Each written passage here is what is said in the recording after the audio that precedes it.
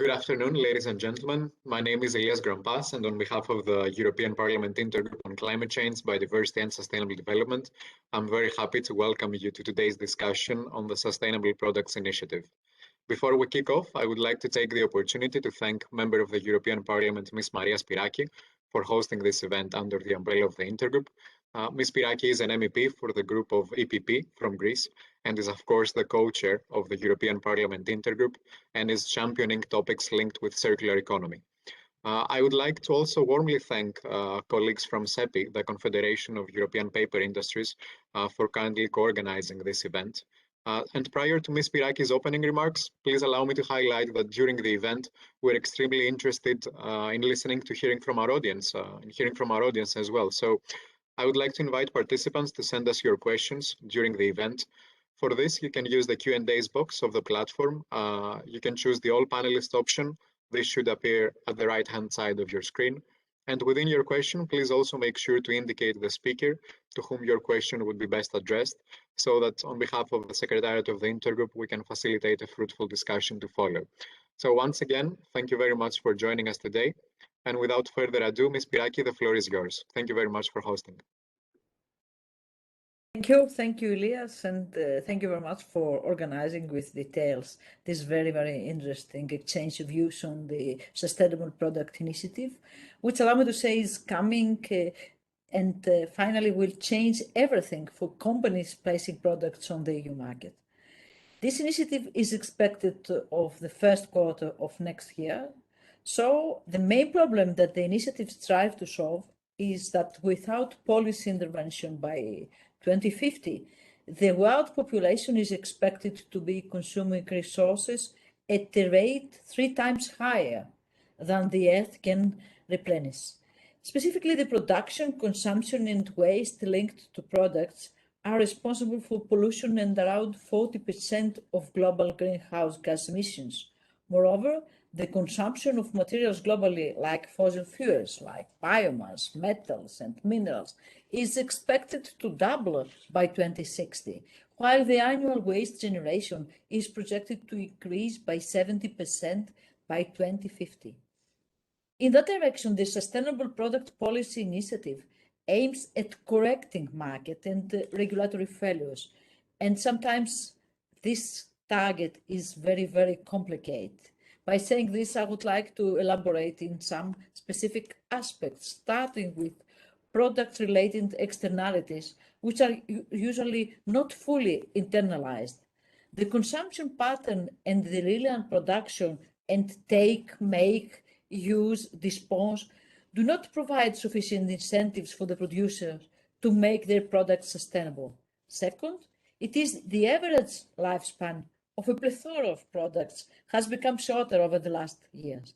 Third, many products break and damage easily and cannot be safely used, repaired, or recycled, and many of them are made for single use only. Those are also concerns about their environmental impact and the working condition in which materials are sourced and products produced. EU initiatives and legislation only partially address the sustainability aspects of products, either on a mandatory or a voluntary basis. This initiative we are talking about, the Sustainable Products Initiative, on the other hand, by upholding the principles of 2020 European Green Deal and the Circular Economy Action Plan #2, intends to make products durable, repairable, while also reducing waste and harmful chemicals. Analytically, this initiative will propose to establish circularity criteria, to revise by broadening the scope of Eco-Design Directive, and to improve reliable information on sustainability across the value chain. So it provides a future-oriented agenda for achieving a more competitive and cleaner Europe in co-creation with citizens, with civil society organizations, and also the economic actors. It will be a legislative initiative, it is very important to know, that intends to make products fit for resource efficient, climate neutral, and circular economy, as well as reduce waste of the products and ensure that the performance of the frontrunners in sustainability progressively becomes the norm. That's why it is considered as a cornerstone, and I fully believe and I strongly support this kind of terms because this initiative is really a cornerstone. The initiative will also address the presence of harmful chemicals in products like textiles, electronics, and ICT equipment, furniture, steel, cement, and chemicals. It is very important, allow me to underline it, as the first author of the chemical strategy for sustainability coming from this parliament, it is also important to have legislative proposals in this regard. The key pillars of the initiative will be sustainable product design, that will mean designing for purpose and manufacturing robust products that can be reused, upgraded, repaired, creating from recycled material and content, and have reduced carbon and environmental footprint at the product level. Secondly, this initiative will also have a pillar of circularity, circular products as service model. The initiative aims to make business models circular, ending the culture of throwaway products and incentivize consumers to repair and reuse the items they buy. Companies will need to switch to products where consumers buy the full service and experience. That will likely include after-sales service like repair, and it will increase rental reuse. Allow me to give you the example of IKEA, which is now open in reusing the products that the IKEA is providing and offering. And also there are some kind of thoughts that IKEA is now ready to start leasing with the products in order to recycle them at the end of their entire life. Tracing products across the life cycle, the ability to track products across the value chain, it will be a key aspect. We test it in batteries, and now it is time to test it in the whole life chain of the sustainable product. The initiative calls for companies to implement life cycle analysis and trace the environmental impact and production process of their products through their whole life cycle. So if someone is looking to recycle a garment, for example, would be able to tell which chemicals had been used throughout. Moreover, the initiative wants to strengthen information requirements through tools like digital product passport. We also use it when it comes to batteries. That will make companies accountable for demonstrating their commitment to sustainability and at the every stage of the product's life. It is also one of the pillars that this initiative will work upon is the destruction of unsold products and goods. The initiatives follow the approach several member states have taken over the past few months by banning the destruction of unsold goods to limit overproduction. And several criteria are on the table to define this ban scope and decrease the number of unsold goods on the EU market. It is important to have streamlined criteria in order to reduce unsold goods. Waste and circular resource flow, of course, is one of the pillars of the initiative. The Sustainable Product Initiative will need to set out clear criteria for classification and waste shipment. It is also important that the policy minimize waste by banning companies from destroying overstock or unsold goods, as I have already said. Organizations will also need to increase the amount of recycled content in their products and engage in remanufacturing practices. Allow me now to give another example for the bottles that they also have to include compulsory recycled PET by 25% by 2025. So we have already tested some kind of legal measures in order to proceed with this initiative. To achieve all those, we need binding targets, not only for 2025 and 2030, which are vague numbers for consumers, but allow me to insist on this, we need binding targets for tomorrow. Sustainable design will affect companies that sell products within the EU, and the most important, it also affects our daily way of thinking. Companies need to prepare for big changes and get their sustainability strategy in place. Consumers also need to prepare for the way we think, we buy, and we use our products. The initiatives call for major moves towards circular, robust product design, life cycle traceability, measurable sustainability labeling, and waste and circular resources regulation. It will transform every aspect of designing, producing, and selling products. Finally, it will be the basis for ensuring the high environmental performance of all products to the extent possible and relevant, of course, on the EU market, and it will also set the basis for specific requirements linked to environmental and sustainability principles like labeling and, where appropriate, social aspects. Of course, in any case, consumers will play a crucial and more important role in achieving EU goals. So, all in all, number one issue and number one topic, according to my opinion, is to work in order to raise awareness in the issue. This is the very first key to unlock sustainable products market, and I think that we can all join forces in this regard. I'm looking forward to hear all of you. Once again, thank you very much for participating in this so interesting exchange of views on the initiative for sustainable products. Thank you, Elias. Thank you very much, dear member of the European Parliament, Ms. Maria Spiraki, for connecting the dots really with regards to the SPI today, as well as for underlining the timely nature of today's discussion. Indeed, it's extremely important to make products fit for climate neutral, resource efficient, but also circular economy to reduce waste. And then, of course, you also referred to the R's of sustainability, the fact that we need to reuse, repair, but also recycle. So thank you very much for highlighting those points. At this stage of our event, it's with great pleasure, and I think we're all very much looking forward to welcoming the keynote intervention from Mr. Matthias Malgaj, Head of Unit at DG Environment. So Mr. Malgaj has 22 years of experience in European affairs, and he previously served in various leadership and advisory positions in the European Commission. Mr. Malgaj is also currently coordinating the work of the European Commission Departments for Environment, Energy and Grow, and for Growth, so DG Grow, with regards to the Sustainable Products Initiative. So Mr. Malgaj, without further ado, the floor is yours. It's an honor to have you with us today.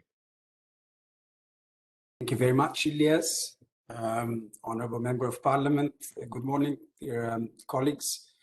I first just to check, Ilias, with you and the support, if the short presentation, I can do with or without, but if it's ready, it could be useful if it just as a background.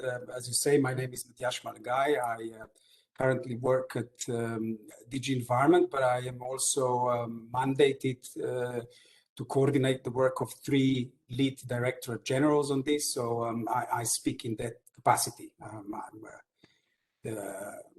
We have, I think, a very good example of what is a more modern approach to working across silos is among different departments. So it's my great pleasure to do that.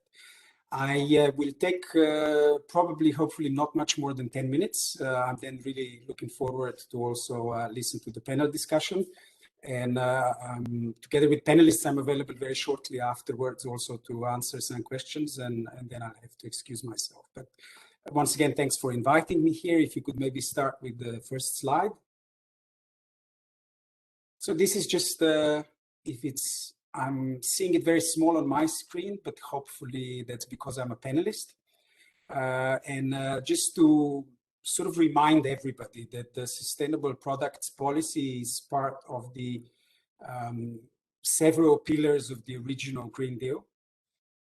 It was, well, at the time when this slide was designed, it was Commission's proposal, but I think now after the discussions and endorsement and reshaping by the European Parliament and the Council, this is the European Union Green Deal. And what is interesting about sustainable products is that it brings together, on one hand, the need, the urgent need to deal with the environmental challenges, climate, pollution, biodiversity, but on the other hand, also to modernize and help European industry to sort of, you know, keep the jobs we have, to progress into the one that can work under the new paradigm. So I think this is an interesting feature, and that's why I just chose to remind everybody that in this sense, Green Deal, of course, is not just an agenda of one or the other sector, but is a transformational one.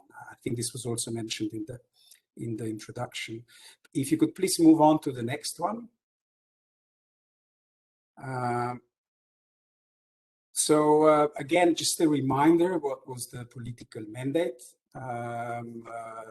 that the Commission gave itself and it was then endorsed, was that the Sustainable Product Initiative should basically build on the current eco design and make the products in the future fit for, and this is what we are sort of looking at now, that we're working on designing the program on a climate neutral, resource efficient and circular economy.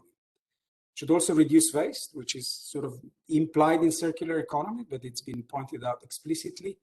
And then the last element is also the one I'm linking it back to what I said about the industry. I think it builds on this sense that we have a lot of innovation capacity, we have a lot of awareness, a lot of consumer demand in Europe for sustainable products. And we should build on these advantages, to make sure that we sort of make the performance of the front runners progressively a norm. If you could please move on to the next one. I just have few examples here. I'm gonna circulate the slides because you see a hyperlink that doesn't help you a lot on a JRC study, but it was just before I mentioned the three main, I would say, pillars of the environmental impacts that we're dealing with. The global extraction of materials is one of the main contributors both to biodiversity and to climate impacts. And this has tripled since 1970. And waste generation is still growing, for example. Despite all the efforts to improve circularity, to reduce waste, we still see these trends. We've just recently had the beginning of the Conference of Parties on Biodiversity. These are the impacts we see. If you look through the prism of the planetary boundaries, which I'm sure many of you are familiar, it's looking at the three main impacts on our biosphere that was developed by a Stockholm Institute.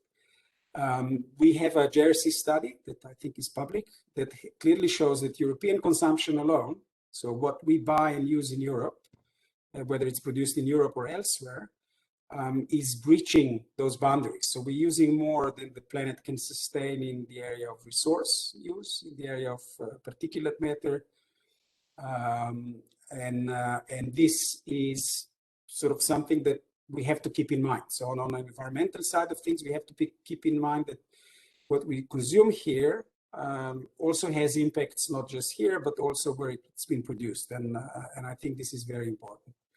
The third point is that despite there being a pretty good business case of circular business models and circular economy, the industry is still largely linear by design. It's still building on the traditional that was basically has been here with us since the Industrial Revolution, that natural resources are sort of relatively cheap or not as expensive as they should be given their degradation. And that's why there are no natural incentives for the industry to comply. It's not an accusation of any moral stance towards usage of resources, it's just a fact. So I think these are the problems we're trying to address. And if you can please move to the next one. There we come more on the question of how. And this is the issue that it's been clear for some time that 80% of the impacts are covered in the design stage. So when you're thinking how to design a product, you have a lot of leeway to design it differently. It's not easy, I'm not saying it's easy, but if already when designing you're taking into account its impacts, there's a lot you can do.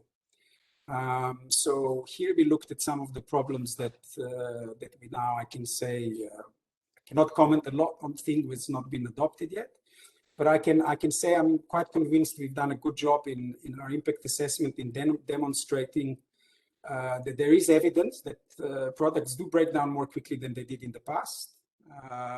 We have evidence both on that products are not as easily repaired. I'm talking all products. Some are as good as they could be or as good as the consumers expect them to be. And also we clearly see in our public consultation, but with businesses in general public, that there is a need for more information on environmental characteristics. What we also clearly identified, it's not a secret to many of the attendants today, is that there are improvements that are needed in the way current eco-design works. So there's also another problem that we are taking into account in our proposal. If you can please move on to the next one. So I was just mentioning things again. It's not very public, but I'm not. I don't think breaching any lines, but just sharing with you a little bit of what our public consultation and our targeted consultations discussions with the stakeholders have shown. Most of people agree strongly or agree that products do not sufficiently cover the cost of the harm that their production and use cost of the environment, that many are not designed in a way that allows them to be easily repaired or upgraded. There's more and more complexity actually in materials used in products, which hampers recycling.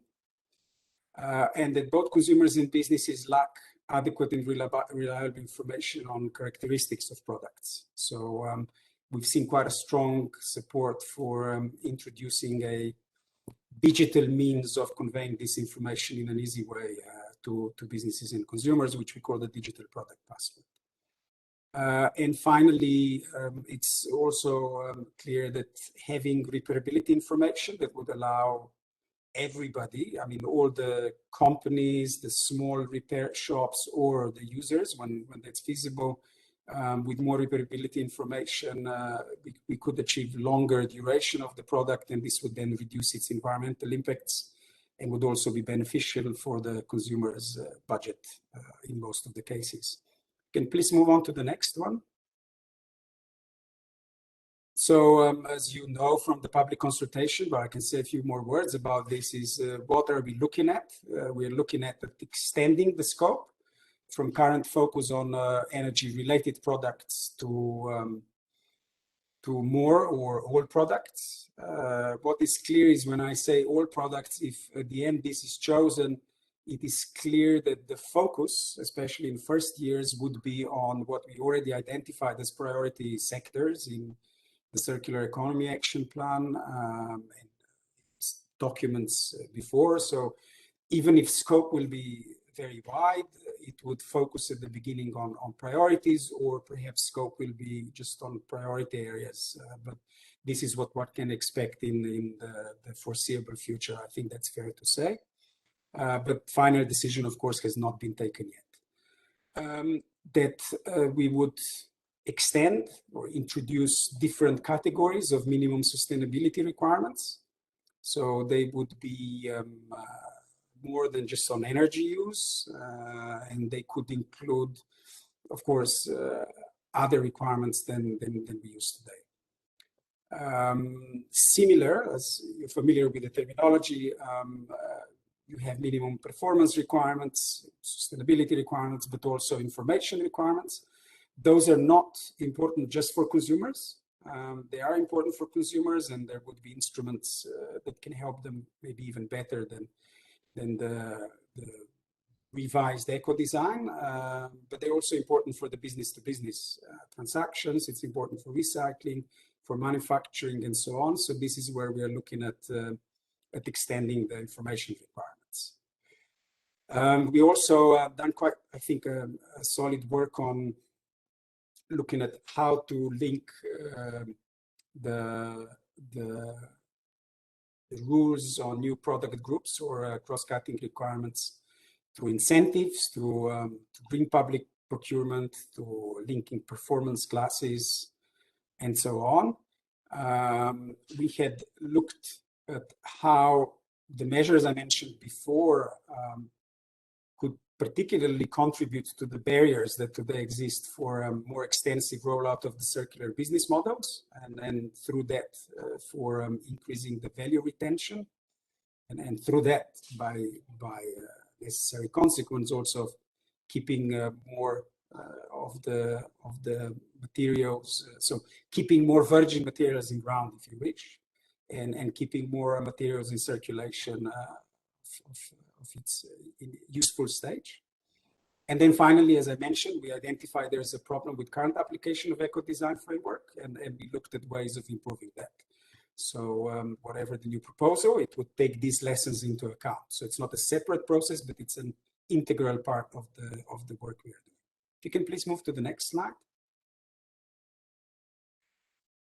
So once again, as I said at the beginning, I'm very happy to report that we have an excellent cooperation between the three lead director generals in the Commission, and that we also work very closely with our scientific arm, with the Joint Research Center, with our colleagues in the digital department in DigiConnect, and with our colleagues working on issues to do with innovation and issues to do with the consumers, so DigiJust, DigiRTD.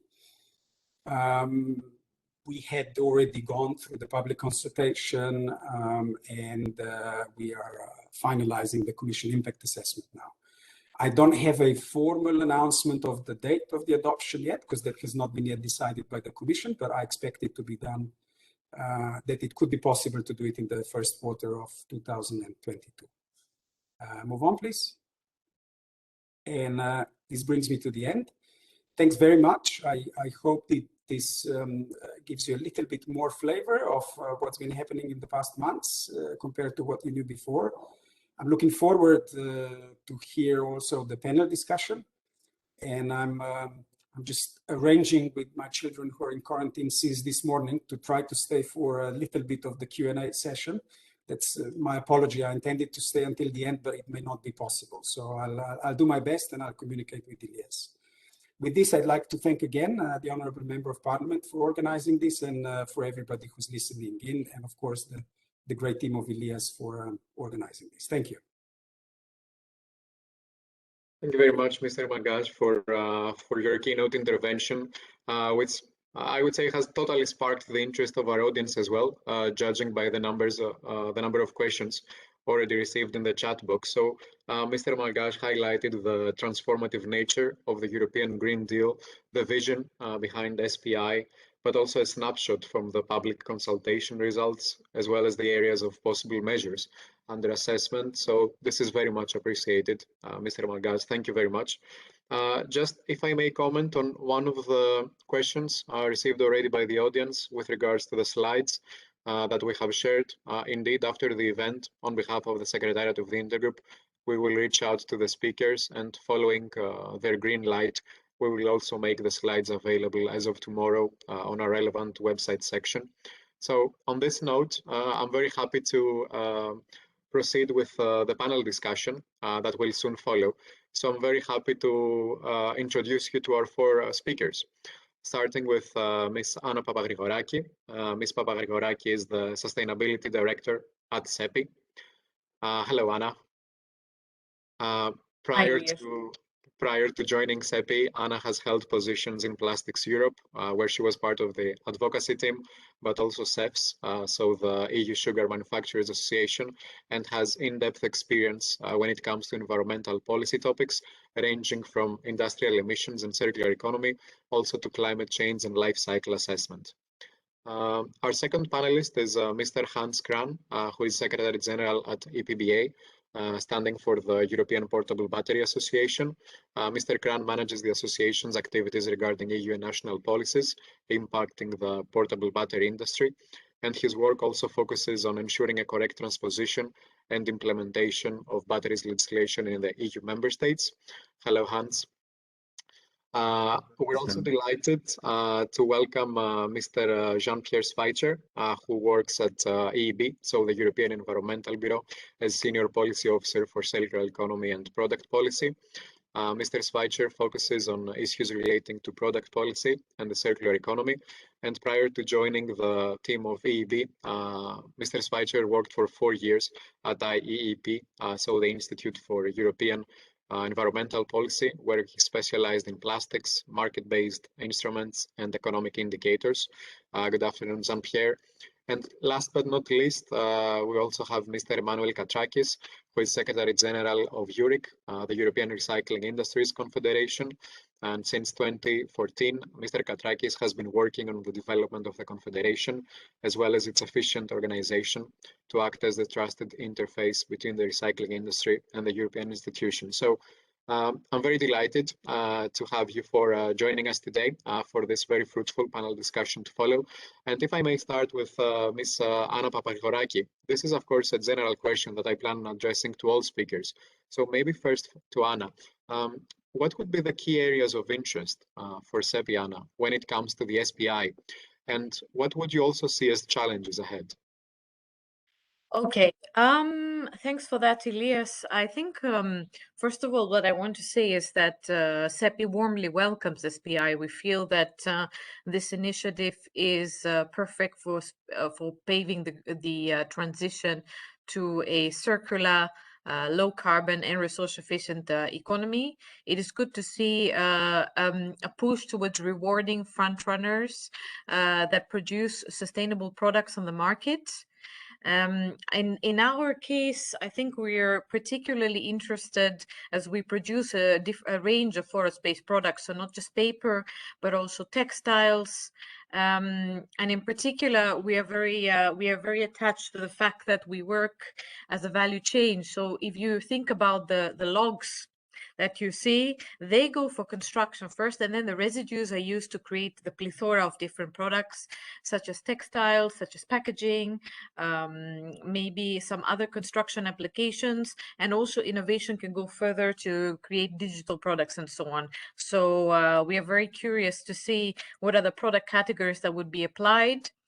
We are particularly interested in the implementation of the textile strategy through the SPI, because we've understood that's one of the things that we should expect in terms of interlinkage, and in particular when it comes to, so we produce wood fibers, cellulosic wood fibers that are then used as the raw material to produce textiles. We don't produce textiles ourselves, but we would be very interested in seeing how the recycling of mixed textiles will be further supported.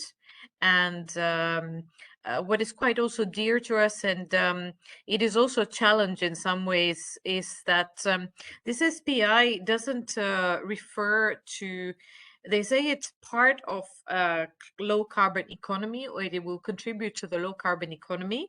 But what seems to be kind of missing is that we don't see the emphasis on defossilizing, on reducing dependency on fossil-based materials, and rather shifting to renewable materials. And that's something that we feel that should be further emphasized, although of course one can say that this initiative is probably material neutral.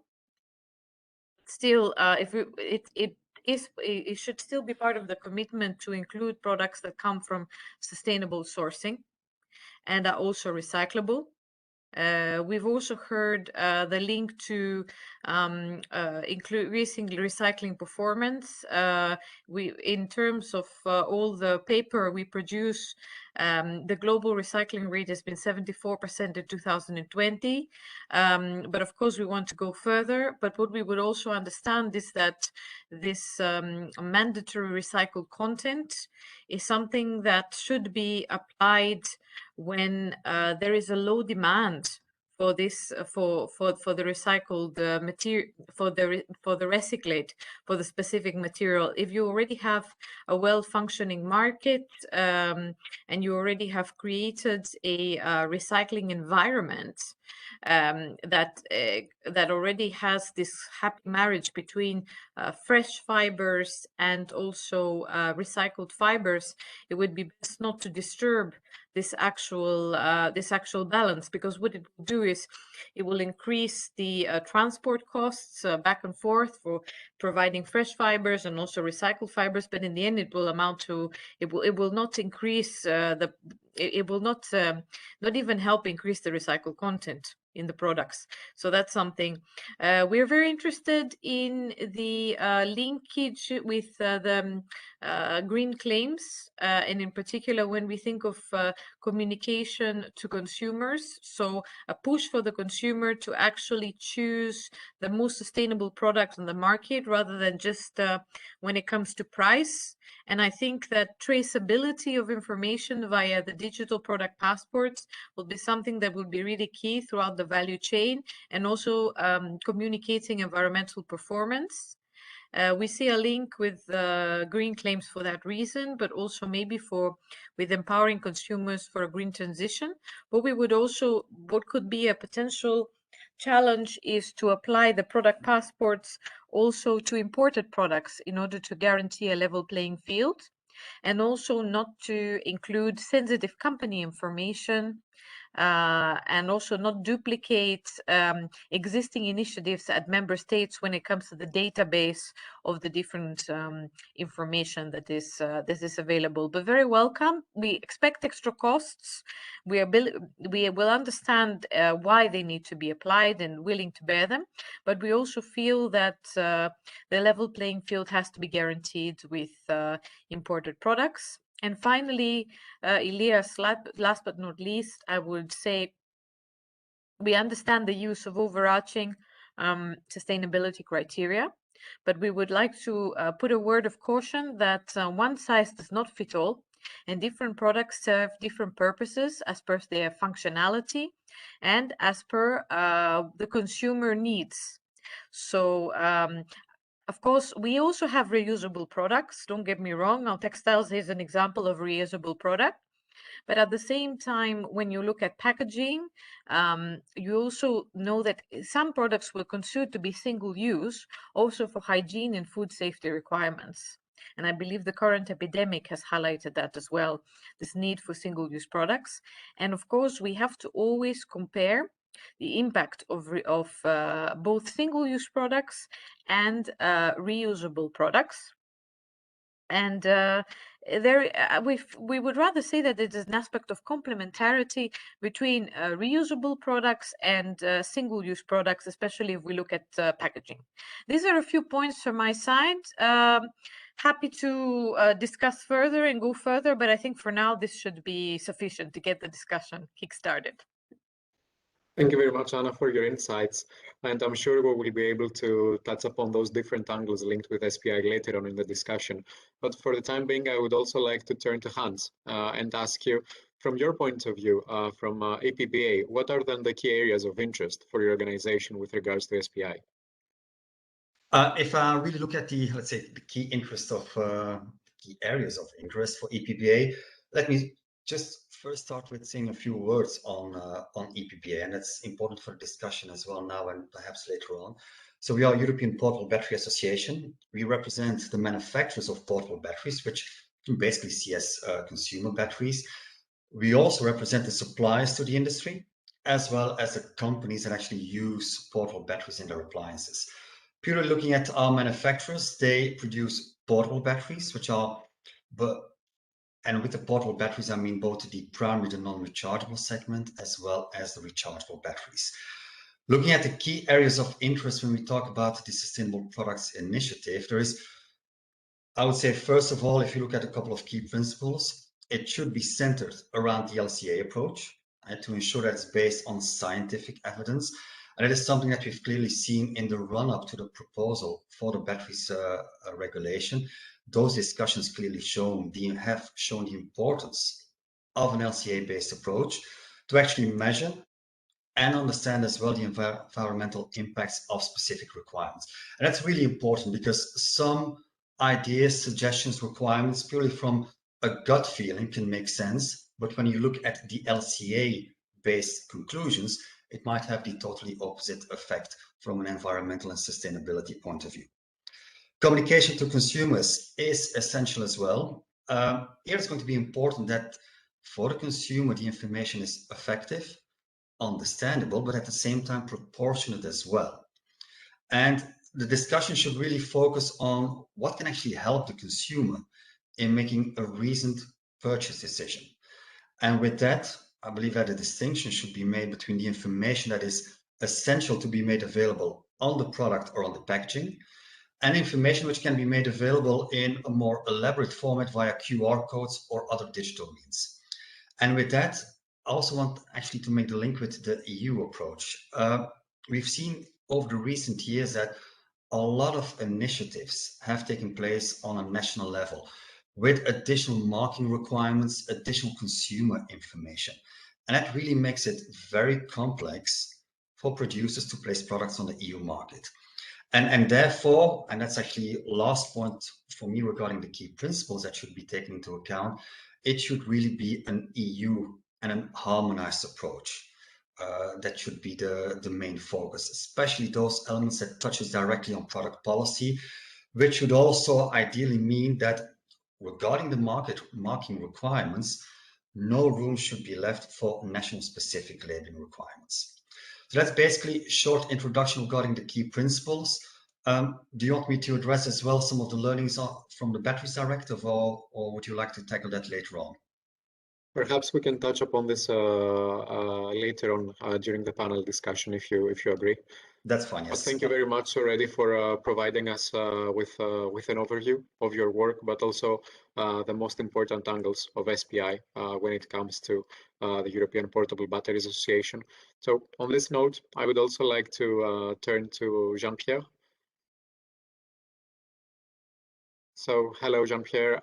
The question would be once again the same. When it comes to EB, the European Environmental Bureau, what would you see as the main areas of interest for you when it comes to SPI? And what about the challenges, of course, ahead? Thanks, Elias. So I'm just going to put up a slide which I prepared, which should help me answer this question. So good afternoon, everyone.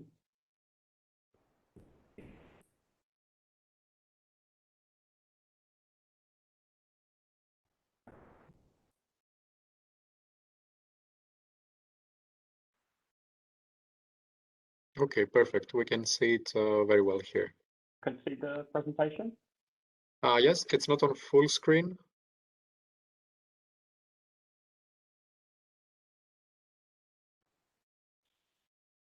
Yes, that's perfect. Do you see my notes as well, or just the presentation? Just the presentation, just the slide.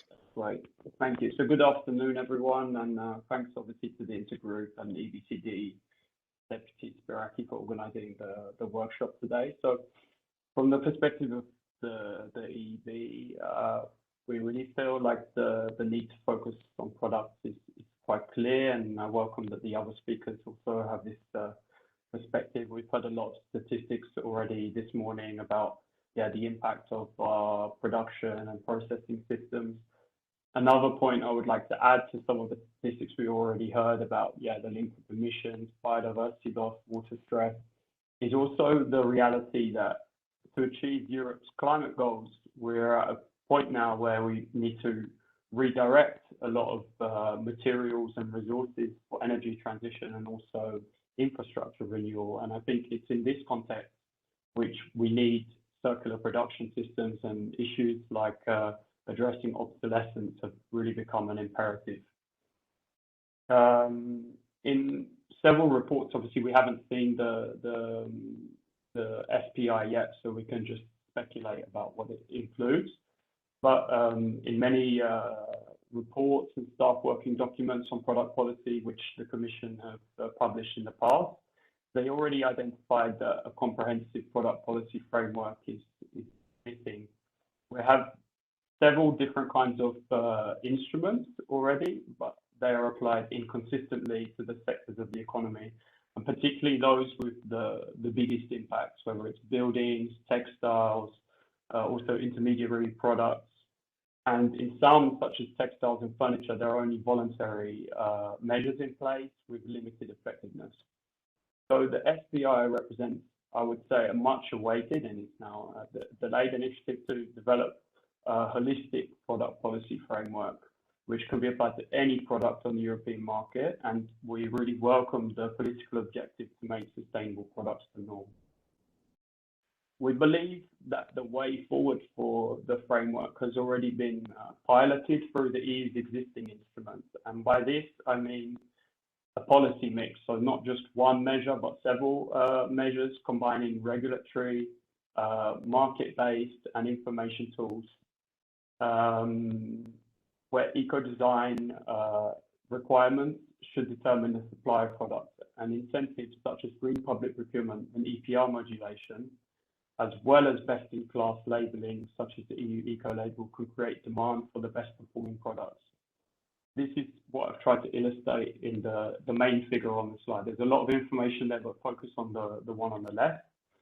And the eco-design and energy labeling framework for energy-using products has shown us that this formula really works. So we calculated earlier this year that these measures are expected to achieve savings of over 500 megatons of emissions by the year 2030. This is really huge. In SPI, we also hope that horizontal requirements will be set for all products, as well as sector-specific requirements tailored for implementing measures targeting the most polluting sectors, such as textiles and buildings. The SPI also brings an opportunity to introduce a number of supporting measures to enable this policy mix. A good example is the digital product passport, which many have already mentioned today.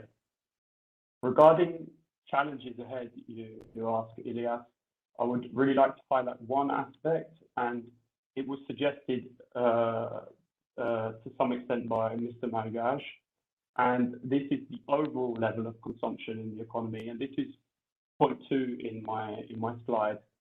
This graph shows Europe's overall material footprint, which has not significantly changed in the last 20 years. And all the evidence that we have found from leading scientists working on resource flows and planetary boundaries, such as the International Resources Panel, suggests that the EU is currently at roughly double the sustainable and just level of consumption. So we ask the question, even if SPI leads to perfectly designed, repairable, durable smartphones or products, if we have too much of it, we will still be in overshoot. So there's really a need to address this absolute level of consumption in the economy, as well as working on product design, which we really welcome.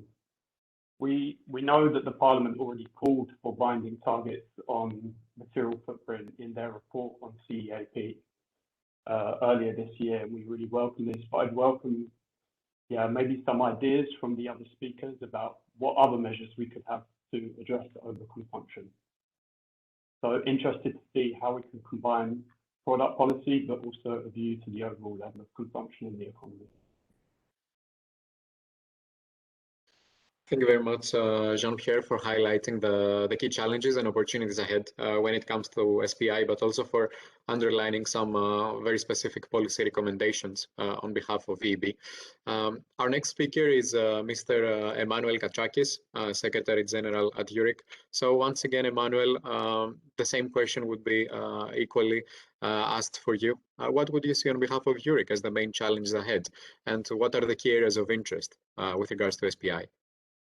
Yes, first, thank you very much to ABCD and to the Intergroup for organizing those extremely important online events. To be straightforward, it's absolutely impossible to move towards a climate neutral and circular economy without a strong and robust circular products initiative, for the very reason that a lot of the environmental impacts of products are basically depending entirely on the very design of the products that are being placed on the market. It has been said, and too often, and it has also been said, there is not sufficient connection of the different dots along the value chain. So for us, there are three basically key areas where the Sustainable Product Initiative must actually prove some added value. The first one is indeed to bridge the design and the end-of-life phase. As recyclers and as EURIC representing many different types of resource streams, there are endless examples of products that are being placed on the market today which are extremely difficult, if not impossible, to recycle, based on the technologies, the current technologies, and on the ones which are working to basically be able to recover more materials. And so I think here we need to go beyond the scope of purely speaking eco-design regulation. We need to set overarching principles to make sure that what is being placed on the market is based on robust sustainability criteria. And I also want to stress that while we need a framework, a lot of those criteria must be obviously assessed on a stream by stream basis, because sustainability criteria are going to look completely different whether we speak about e-waste, packaging, or textiles, for instance. So we need a framework, we need binding targets, and we'll come to that very shortly. But at the same time, we need to recognize that the essential basically requirements have to take into consideration the specificity of the different products, type of products, or the huge amount of type of products that are being placed on the market. But just to give you a few examples, we've seen producers who obviously want to fulfill or want to place on the market products which are fulfilling certain functionalities. For instance, in packaging, we see a trend where some of the packaging products are being replaced with composite type of packaging products. They might look greener. When they reach end of life stage, they are very difficult to recycle. Currently, we speak here about products with a very short lifespan, so it's absolutely essential to make sure that those products with a short lifespan, when they're placed on the market, they are recyclable in practice, not in a laboratory. We see, and we've been working also with our tire recyclers, for the recycling of tires, obviously. Some tires which are using sealants to make them puncture-free are, under the technologies that are being used, extremely difficult, if not impossible, to recycle. When it comes to e-waste, there is an absolute ocean of, I would say, improvement that can be made by first, for instance, avoiding to glue all the different components together. I always take the example of the Fairphones that we are using at Zurich, not because we want to promote that company, but just because this type of business model is where we are internalizing at design stage the repairability, reusability, recyclability, and use of recycled material should become the norm rather than the exception, simply because if we want to reach high quality recycling, high recovery targets, it's absolutely impossible to achieve such objectives without making sure that we internalize at design stage those parameters. Point number two, and I think it has been said, we need to put a price on externalities, and this is where I think it's incentives and recycled content targets are absolutely essential, as well as green public procurement. We need to make sure that when we are placing on the market sustainable products, there is a bonus that is being granted to first the industry, and obviously that this shall also benefit the consumer at the end of the day.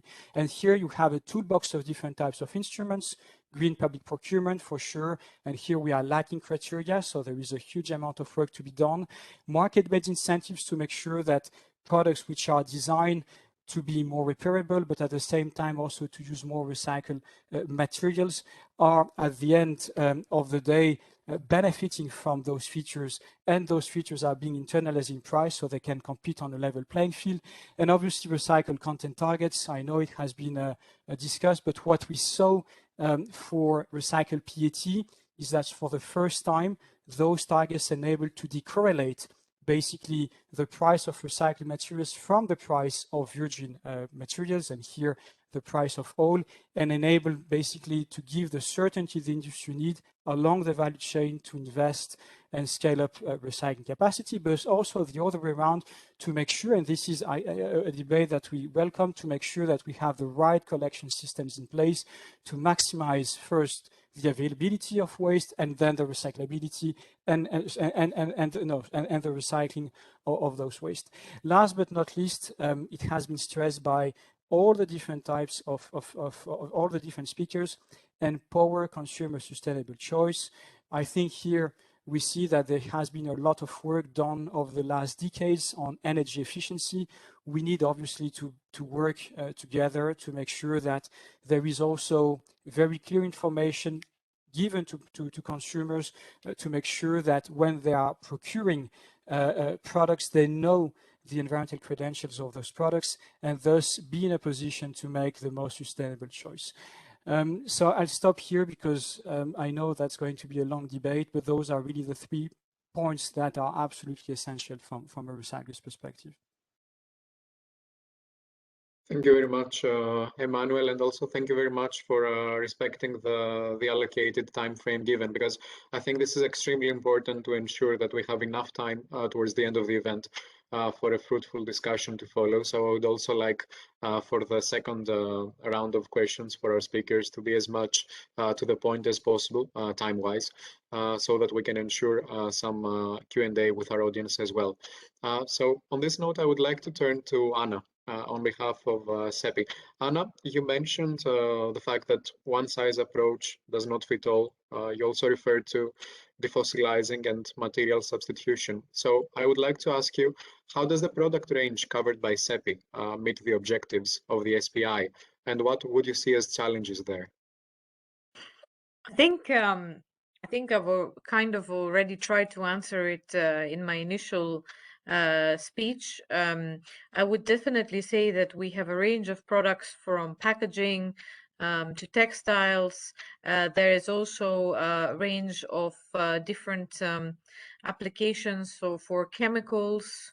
And we are also looking into digital products as well, using what's it called, polymers such as lignin as well. So I think we do have some fits into the Sustainable Products Initiative. What I would say is that what we really what we're trying to say with the one size fits all is that when you take the horizontal sustainability principles such as durability, upgradability, reusability, and so on, they don't apply. Not every principle applies to each product category, because the product was not conceived for that exact purpose. However, I do agree with Emmanuel when he mentioned that what is single use also needs to be recycled. And I think so, because at the end of the day, what's important is that whichever product that you use, including a reusable product, it needs to, its end of life should be such where it is not just discarded and disintegrated into the environment, but rather it is taken back, it is either repaired or it is recycled. And when it is recycled, then it is put back on the market, and it is used. So and I think this is where for packaging in particular, we see that the challenge is that if you want to recycle more types of packaging, such as food on the go packaging, for example. Also, I mentioned the issue with textiles, but I'd like to stay on packaging. We need a separate collection and sorting system because it avoids contamination with other materials, and it also allows for the recycled the generation of recyclate. Because what we currently have is that, and we've learned that from the single-use plastic directives as well, Elias, is that you have, you need barrier functions for materials such as packaging, but not only. You also need it for textiles when it comes to coating against water, for example, or against liquids and so on. And the question is, these barriers require polymers, they require plastic polymers. The question is, do they hamper the recycling process? Because what's really important is that the barrier function fulfills two purposes. One is that it actually meets the functionality of the product. So in this case, retains the water, like I gave an example, but at the same time, it shouldn't hamper the recycling system. And I think in that case, we all should also be mindful that innovation could also help us to change barriers, simplify the design of our products, and lean design. So in our case, doing more with our fibers, and that we cannot do without collaboration with our value chain. That is something that we need to focus on a lot to make SPI a win-win situation. And the other issue is, of course, traceability. So hopefully digital product passports can help us with that. And when I think traceability, especially for our sector, I think about certification schemes for sustainable forest management, such as PEFC and FSC. So if there is a way that the digital product passports can also include that, so not just the origin of the recyclate or the chemicals used, but also where is the product, where is the raw material, the fiber actually sourced from? Where does it come from? I think it will also emphasize our strategy for made in Europe and increasing European resilience. And of course, a reward system, as mentioned by Emmanuel, would also be quite, of course, very attractive, and it will further push companies to go for a sustainable performance rather than just cutting corners.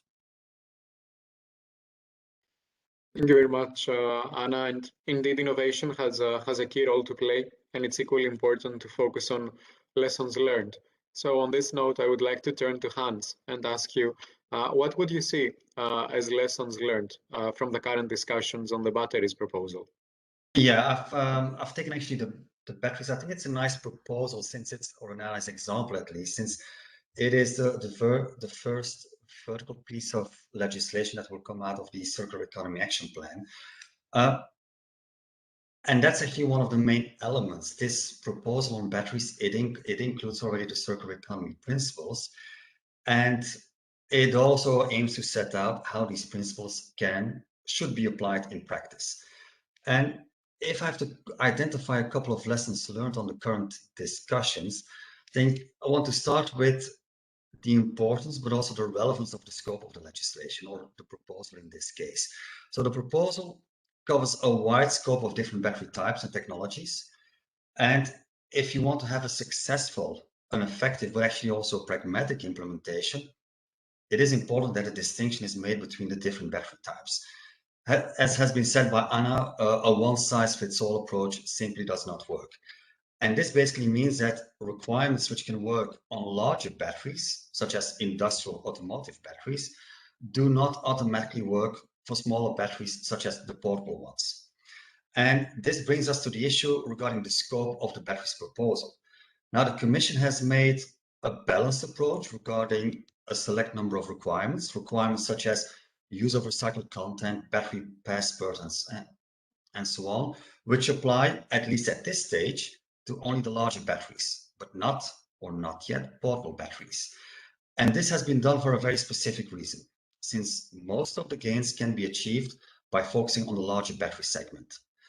What we see now in the discussions on Parliament side, also Council level, are proposals to just expand the scope of certain requirements and open it up to include all batteries, including portable batteries.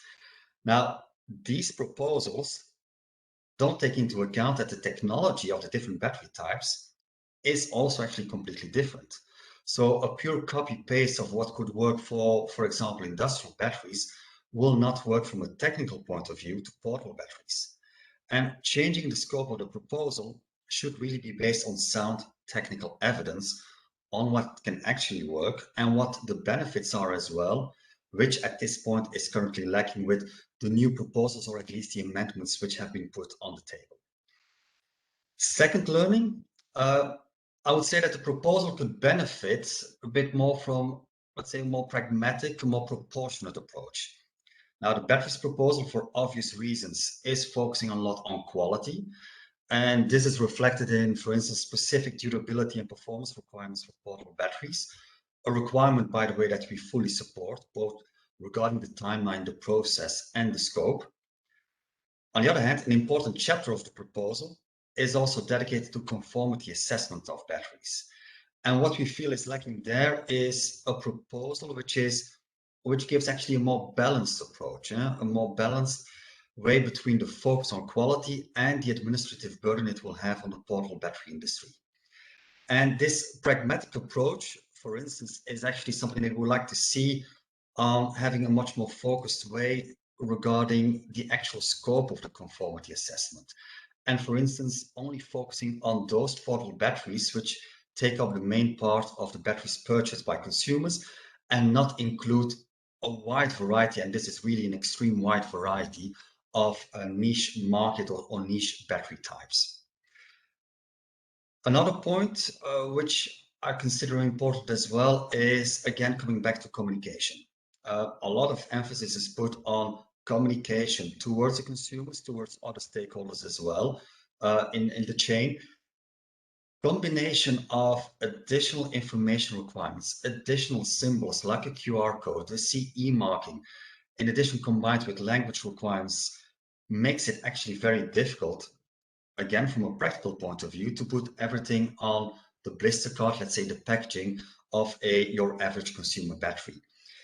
We are therefore much more in favor of, again, pragmatic labeling approach, which avoids as much as possible duplication of information. So QR code is foreseen, definitely very positive that a QR code can be used. Let's use that as well to use that as a means or as a vehicle to give a lot of detailed technical information, which is in line with the requirements of the proposal, but keep the battery, the product as such, or its packaging for that information which is absolutely essential to communicate to the consumer. And again, taking in mind here that the available space, for obvious reasons, is just simply very limited. A couple of concluding remarks, but again, some practical elements. When we look at the batteries proposal, we see actually a shift in a legal instrument. The current batteries legislation, it is a directive, and this will now become a regulation. And since the proposal touches upon a lot of product-related issues, it absolutely makes sense to have a uniform approach on it, which is really provided by the regulation. At the same time, the proposal also has a significant part on the end-of-life management. And then we touch upon the functionality of battery collection schemes, which are already for a long time up and running on a national level. A regulation would actually make it very challenging to change these systems and bring these fully in line with the requirements of the proposal. And that is actually that balance between the regulation and the flexibility for the end-of-life management, especially for the take-back schemes, is actually also reflected in discussions which I believe are mainly taking place on a council level. Duplication of legislation, it should be avoided.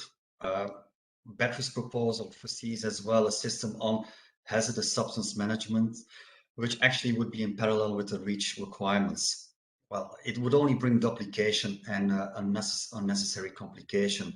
So the REACH legislation should definitely remain the main basis and the main platform to manage chemicals.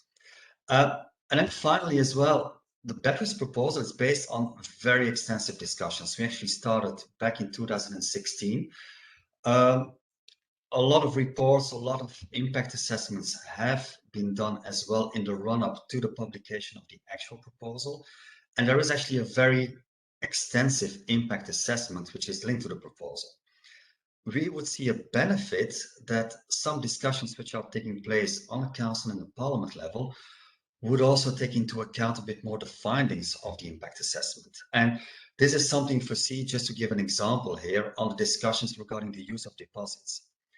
Deposits linked to portable batteries, also linked to for a push for higher collection targets for, or higher collection results for portable batteries. The impact assessment clearly concludes that such a deposit system would not be beneficial for portable battery collection. And yet we still see quite some proposals, quite some discussions are taking place on having a deposit scheme linked to portable batteries, while the evidence is there as well that really from a practical point of view, it would not bring any additional benefit there. So to conclude here, also taking into account a lot of work and a lot of technical work which has been done prior to the proposal, should really be taken into account in the discussions as well. And with that, I conclude here my part and look forward for the discussion later on as well. Thank you very much, Hans, and thank you for highlighting those lessons learned when it comes to a balanced, pragmatic approach with regards to the feasibility, of course, of delivery. So I would like to turn to Jean-Pierre. Jean-Pierre, we heard from Mr. Malgage about the importance of improving the existing eco-design process. So from your point of view, what would you see as the role of eco-design in the future? Thanks, Elias. I hope the sound is a bit better now because I heard it was a bit weak in the last part. So before I answer your question about eco-design, I'd like to react very quickly to Mr. Cran's points on portable batteries, because we've really been working for the last couple of months on the topic of portable batteries. We've been speaking extensively with battery repairers, the repair community, and also recyclers. On Monday, we will publish a major report on the issue of battery replacement and repair. And in contrast to what you said, we've actually found that portable batteries are incredibly important. So we think they should be in the scope of the battery regulation. We welcome the changes from the European Parliament, because actually when we looked at data from the Swedish Energy Agency, it showed that most of the lithium batteries coming to their end of life at the moment are from portable batteries and small vehicles rather than electric vehicles for the time being. So they are an important product group. I don't want to go into too much detail. We have a report coming out on this on Monday. I'm happy to share it with the audience and you, Elias, as well. But I just wanted to react to that quickly. Regarding eco-design, I mean, this is something for a long time we've been promoting as a success story in terms of climate policy. And this is really why we support minimum product requirements becoming the central pillar of the SPI, and we hope this will be reflected in the proposal. As I said earlier, we've calculated earlier this year that the annual savings from eco-design are expected to grow to 500 megatons in 2030. This is a huge number, and really we think this shows the potential of using the internal market and combining it with environmental objectives. And we think this can be replicated for other product groups. Maybe to give you an example of how not to do things, we've learned recently that, since Brexit, the UK has developed its own eco-design regulation. And of course, this has a Union Jack on it instead of the European flag. But in practice, it started by copying the EU requirements, but since it started in July and the new requirements for lighting were introduced in September, we already have different labels compared to the UK and the EU labels. So consumers are faced with two different labels in the UK, the EU one and the UK one. So imagine what would happen if we had all member states trying to do something like this on their own. It would be chaos. And I'd also ask a question regarding smartphones, because we had a huge announcement this week from Apple, one of the biggest and most repair-averse corporations on the planet, I would argue. And they've done a 180-degree turn on their repair policy. And I ask, is this because of the forthcoming repair requirements which are being designed in eco-design in the European market? I really think there's an immense influence that the European market can have and the requirements which can be set for an instrument like SPI. Anyway, compared to the existing eco-design framework, SPI shouldn't be exactly the same, but should see a shift in focus from energy consumption in the use phase, as you would expect for energy using products, but more of a focus on embedded emissions resulting from production, also value retention, which others have mentioned already, the longevity of products, and also other aspects like toxicity. I'd say that the draft batteries regulation, as others have already mentioned a lot in their presentation, is a step in this direction, because it combines climate and resource efficiency requirements, complemented with different aspects like due diligence or the establishment of the product passport. As I said, we'll publish a report on Monday specifically about the circular economy and batteries, and We also have a joint statement which Mr. Kotrakis has supported through EURIC as well. So look forward to sharing that with everyone. I'd like to maybe finish on one critical point on eco-design, and I was glad to see that the Commission is looking into this, and this is point 3 in my slide. So we really have the impression that the current framework is being neglected actually by the Commission, and they themselves, the team leading eco-design, admit that they are under-resourced. And this was highlighted in the European Court of Auditors report from last year. Since we've produced a report on this topic, and since the von der Leyen Commission took office, no new eco-design implementing measures have been adopted. And only 1/4 of the 2016-2019 work plan has been completed. The 2020 work plan has not been adopted yet, and it's not expected to be adopted until next year. So that's the 2020 work plan. Delays accrued over the last years are resulting in meaningful impact for climate and citizens. We estimate this will amount to some 10 million tonnes in lost emission savings annually by 2030, and 40 billion euros in additional energy bills for citizens between 2020 and 2030. So it's quite meaningful amounts from just long delays and the lack of new requirements being set for important product groups, notably heating. Overall, it's concerning that the main instrument expected to underpin SPI, though with a much smaller scope, is already facing long delays and fading ambition. A good example of this is the voluntary agreement on printers, which the Commission promised they would replace by a regulation, but it continues to drive a business model focused on obsolescence and selling ink. In the SPI, the governance challenges will need to be addressed. We have some ideas about how to do this regarding increasing resources, ending the package approach.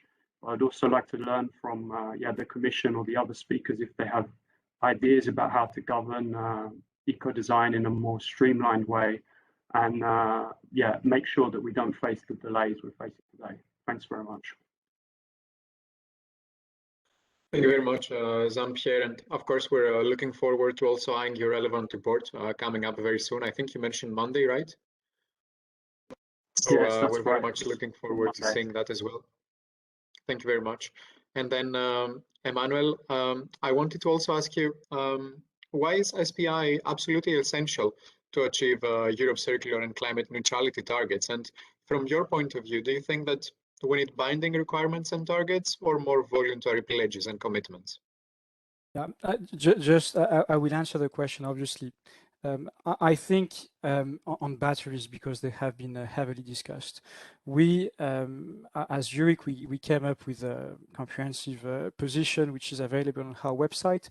But I think this is also a good example to show that it's absolutely essential to connect the dots, and also foresee or the lack of anticipation of the problems that occur from changes in society, which are normal. I mean, we see that batteries are increasingly used for all different types of applications. And this is also why we've been doing work with basically EPR schemes for we, NGOs, and other players on battery fires. The multiplication of lithium-ion batteries, which are being used in all types of applications, poses an issue when it comes to collection, transport, recycling, and the occurrence of fires in e-waste facilities.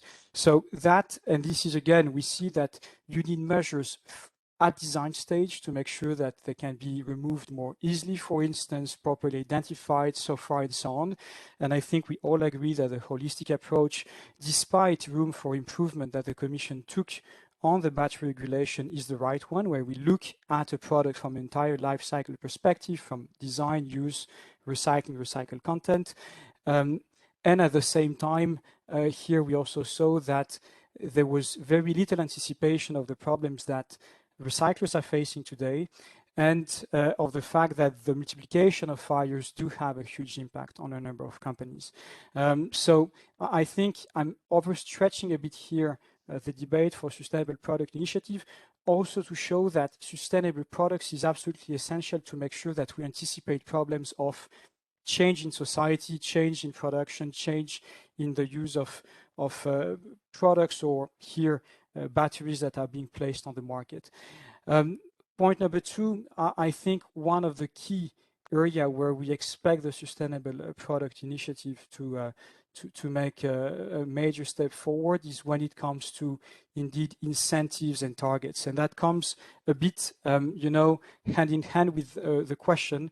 You need both to have voluntary approaches where the industry can work together, and I think I'm just looking at the comments received from FICA, the Sealant and Adhesive Association. More than happy to basically kickstart a discussion on the different technologies that can be used in the field of electronics. But the reality that we see in state-of-the-art recycling facilities today is that there is still major room to make sure that the design of electronics here is used to make them easier to repair, but also easier to recycle, because in electronic product, you are going to have dozens of different types of materials, usually in tiny quantities, put together, and the recovery depends on the technology you use, but obviously, and even more, of the way the products are being done at the first stage. And I think here it's very important to have first the framework where we are going to have place to discuss with the producers, designer, and at the same time binding targets to make sure that there is a market signal. And we saw that with packaging. If today we are making progress in that area, is because at least for one type of polymer, there is a target to be met.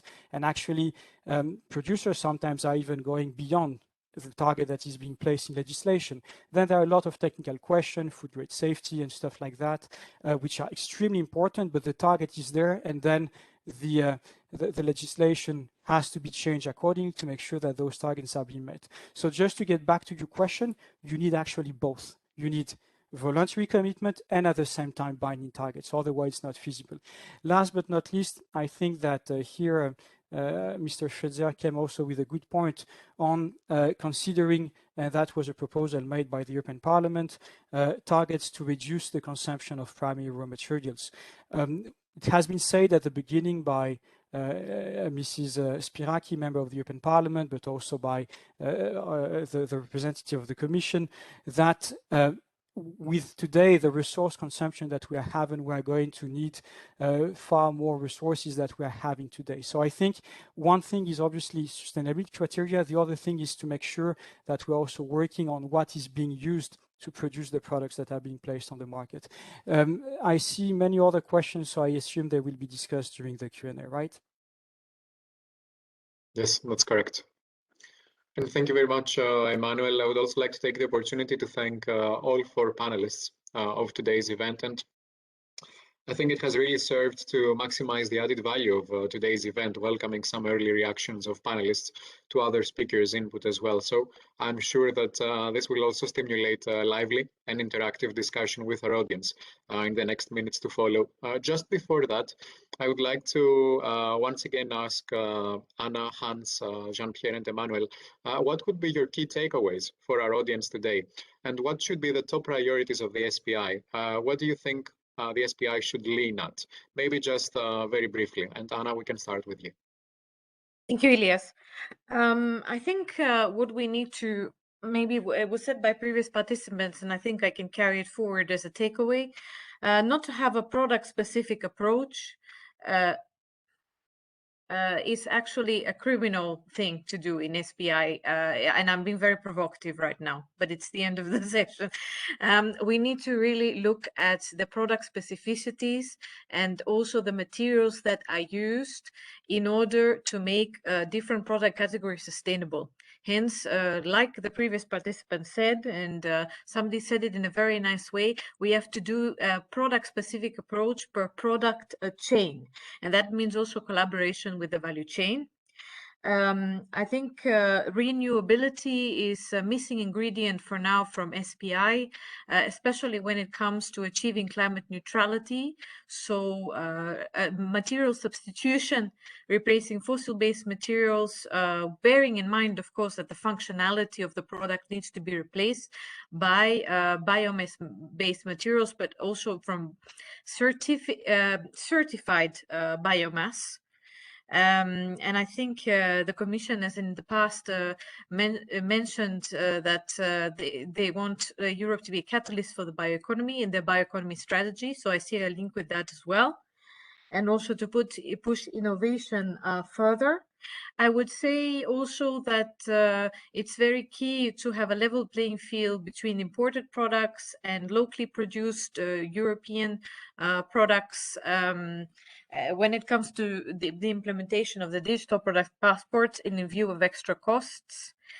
Also avoid overlap with existing legislation. It's something I didn't mention specifically, but packaging is going to be covered under the revision of the Packaging and Packaging Waste Directive. So there can be some common points, of course, in SPI, but SPI should not, but the main driver for making all packaging recyclable and also reusable when needed by 2030 should be via the Packaging and Packaging Waste Directive, and SPI can be complementary. Just like the complementarity of single-use products and reusable products that I mentioned before. And finally, I would like to fully agree with Mr. Katrakis that we need legislation, but we also need voluntary approaches. And I think if sectors come in front with voluntary approaches, with voluntary commitments, with pledges on how to take innovation further and how to achieve circular and carbon neutral and resource efficient economy now, and in collaboration with the value chain, and they present this to the Commission, I think that will take us a step further. And in part of these pledges should also include the SPI. Thank you very much, Anna. And how about you, Hans? What would you like our audience to take home with today? Yes, before I touch those points, just want to briefly react on what Mr. Schweitzer addressed in a comment to me. To be very clear, there is no intention that portable batteries should not be covered by the batteries regulation. It only makes sense that they should be part of it. Under the batteries directive, it was mainly focusing on portable batteries, and that is still the case in the batteries proposal. So there are plenty of requirements like collection targets, labeling, hazardous substance content, and so on, which definitely relate directly to portable batteries. So just want to make that clear to Mr. Schweitzer. Regarding the main takeaways, 3 key points. First of all, I want to echo as well what has been said regarding a product-specific policy. I think that is very important. Also, in relation to have it realistic, achievable. And that brings me actually to what has been mentioned a couple of times, targets. Targets has been mentioned a couple of times, is also very relevant under the batteries proposal. We definitely support ambitious targets. At the same time, they should be realistic as well. They should be achievable, but an ideal combination with ambition and achievability. And finally as well, and there again, I make the link to the batteries proposal, it goes a lot into detail regarding very specific requirements, which actually makes enforcement very important. And there we see that the Commission, but definitely also the member states, will have a very important role to play.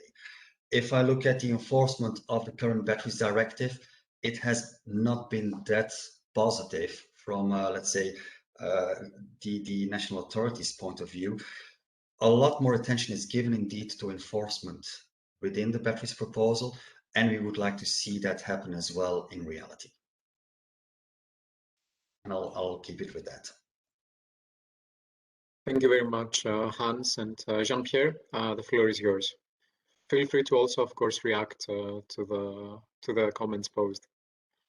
Thank you. So, yeah, maybe just some takeaways from what everyone has said today. I mean, it feels like there seems to be broad agreement amongst most of the speakers and the panelists that putting regulatory measures at the center of the SPI is the way forward, but set in a policy mix of wider measures, whether it's incentives, information exchange via the digital product passport, and also, of course, voluntary tools. Regarding voluntary initiatives, I mean, we're not opposed to them, but we always think they should allow companies to perform beyond what is the minimum requirement.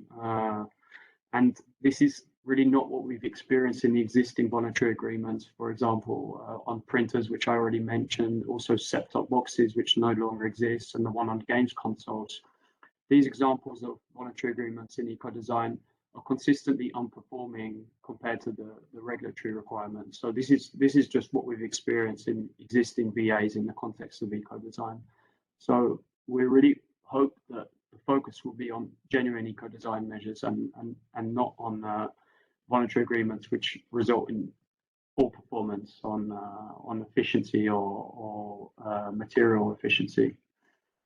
There's also, I would say, mentioned by several of the speakers, growing awareness about the need to address the overall level of consumption in the economy, but we don't really have a clear direction to go here, apart from maybe the recommendation from the Parliament on the material footprint.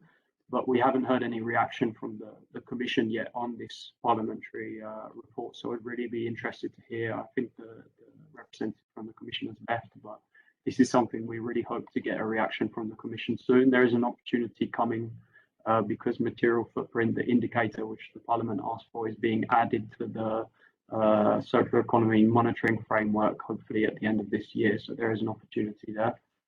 As a last point, I would also like to say something about green claims and life cycle analysis. So we really support the need to reduce the number of unsubstantiated claims. The Commission and some member states did a screening exercise at the beginning of this year. They showed that 42% of the online claims they screened were either false or deceptive.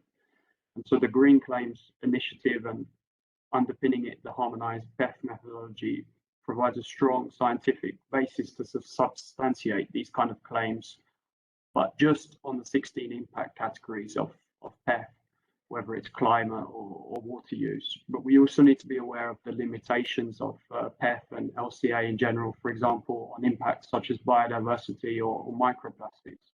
So although I support the call for focusing on LCA and a science-based approach, we also need to be aware of some of the limitations of LCA. It's potentially not always suitable as exclusive basis for policymaking or even labelling. Thanks.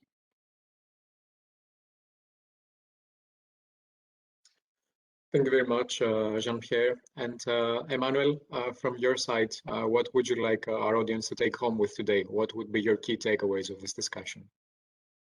Well, from the recyclers' perspective, what we very much look forward with the Sustainable Product Initiative is to have a very robust framework that puts circularity at the very heart of product design. We've done it for energy efficiency. We start to do it for certain categories of products, but again, they are rather limited. So I think here, and it has been said, and I've said it myself, while it's important to have an approach where we are looking at the specificities of the different product categories, that approach must be duplicated for all product categories. And we need at the top, and this is why the SPI is absolutely essential, to have strong regulatory measures in place to make sure that there are no loopholes. If we want to reach towards a circular and climate neutral economy, we can no longer place on the market products which are extremely difficult to repair, reuse, and recycle when they reach end of life stage. That's absolutely essential. Point number two, and I'd like again to come back to that point. Yeah, we need both voluntary approaches and binding targets. It's not one or the other, it's actually both, because the binding targets are a market signal to say this is the time horizon, that's the target you must meet in terms of recycled content, for instance, and they are fueling quite a lot of innovation and investments. If you are only having a voluntary approach, then obviously the time pressure to move forward is far less, and you are far more sensitive to basically the normal market forces where externalities are absolutely not priced. And that leads me to my third point, which is we expect from the Sustainable Product Initiative to actually effectively price externalities as we are doing with carbon, so that basically the more circular materials are having a bonus which is internalized in price, be it through market-based incentives, be it through recycled content target, be it through green public procurement, be it through green taxation, for instance. If you go in a supermarket today and you buy a product which is easier to reuse, which is made of recycled material, you won't have any cut in terms of VAT, for instance. And that obviously is a strong and powerful instrument for the value chains and also for the consumers to go for the most sustainable and yet affordable product, which is extremely important from a societal standpoint. So those are really my three key takeaways. Yes, we cannot escape, and that's a fact, the fact that criteria must take into consideration the specificities of products, but we need a very robust at the top framework. Otherwise, we're going to repeat the same mistake we've been doing again and again for years, and which are making a number of products we place on the market. I took the example of e-waste, but there are plenty of other examples, extremely difficult to recycle.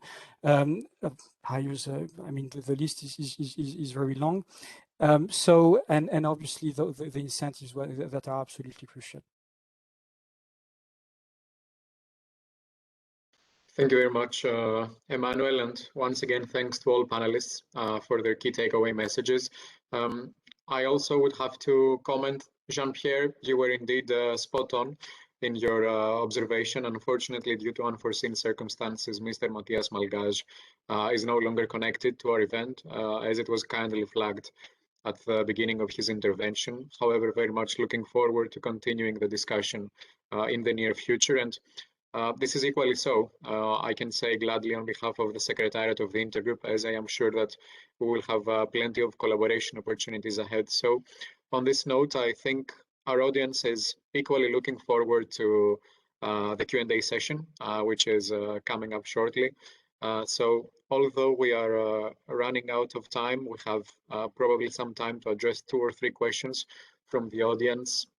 So I would like to invite our speakers to open their cameras as we progress to the Q&A session. And just to provide a brief overview, attendees can send the questions in written through the Q&A box of the platform, and I will be reading them out loud and addressing those to the most relevant speaker. Does this sound all right? Okay, super. So I will just move ahead with one first question. Of course, it is important to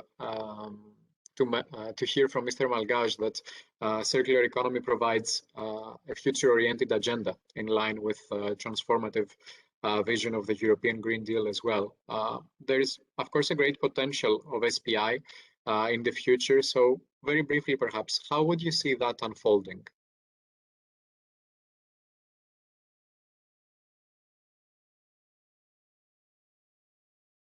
Is there any speaker that would like to take the floor?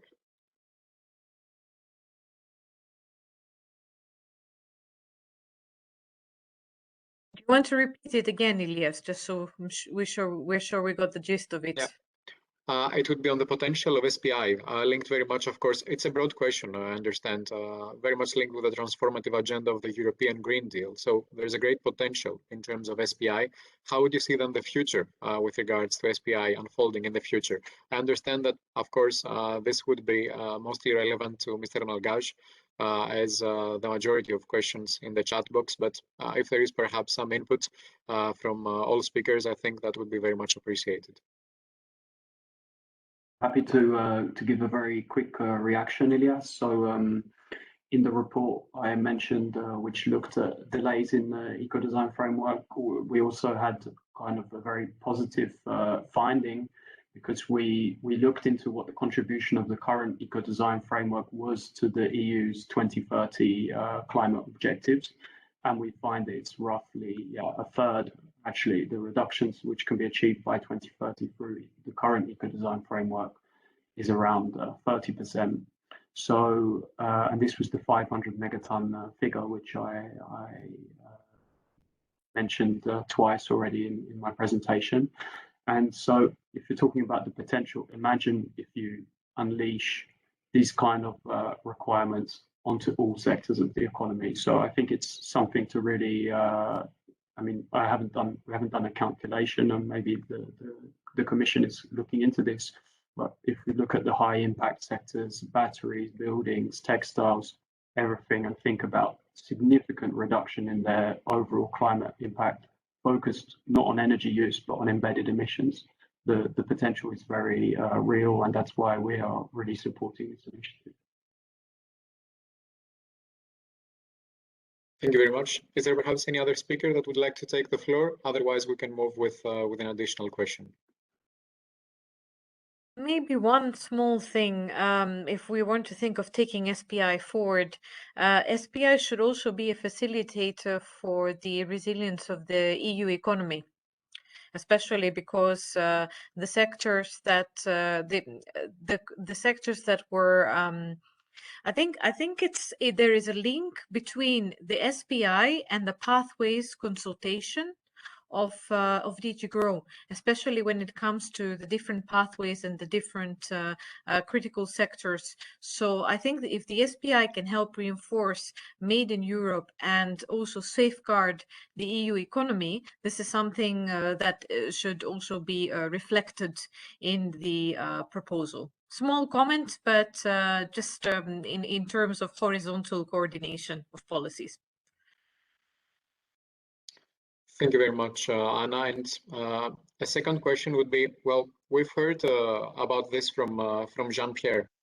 We've heard some initial inputs, but what would be, maybe a question once again addressed to all speakers, what would be from your point of view the link between green claims and the SPI?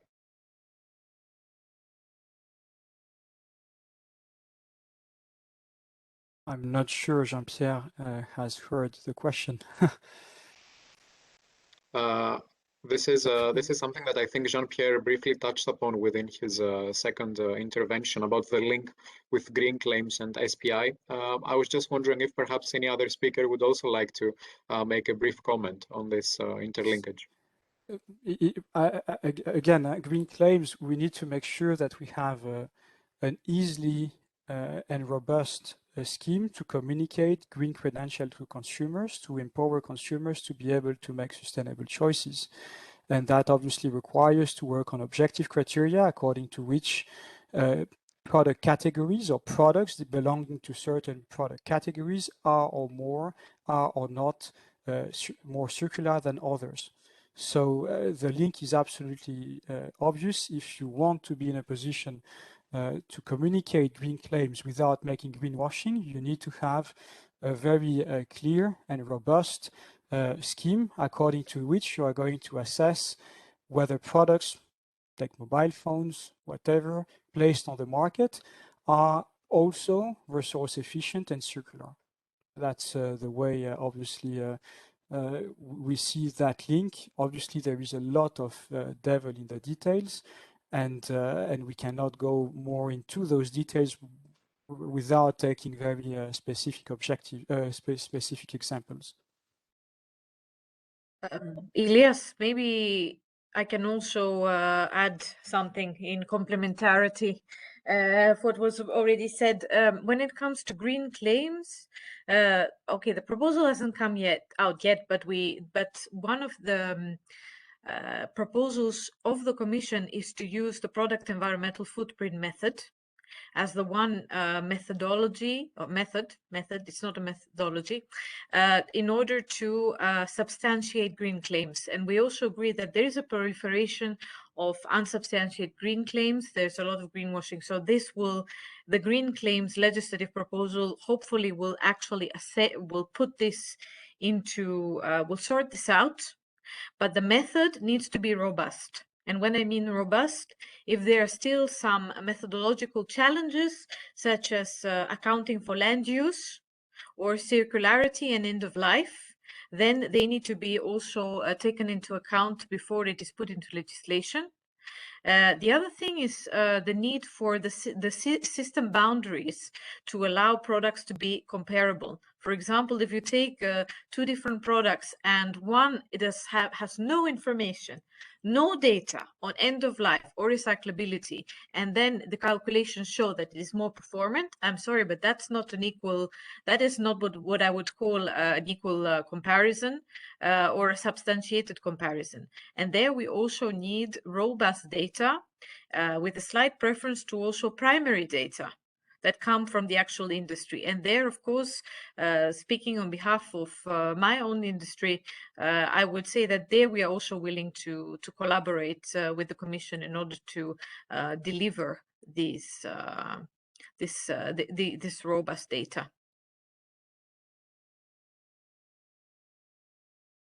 Thank you very much, Anna. And I would have to comment that indeed the majority of the questions coming from our audience is aimed at the European Commission. Unfortunately, Mr. Malgaj is not connected in this call, but we have heard from him before during the event about the extension of sustainability information requirements for consumers and business to business, including a digital product passport. So a relevant question that has popped up in the Q&A's box just now would be, what would be the learnings for the digital product passport in the battery regulation? And what criteria you think appear to be the most important there?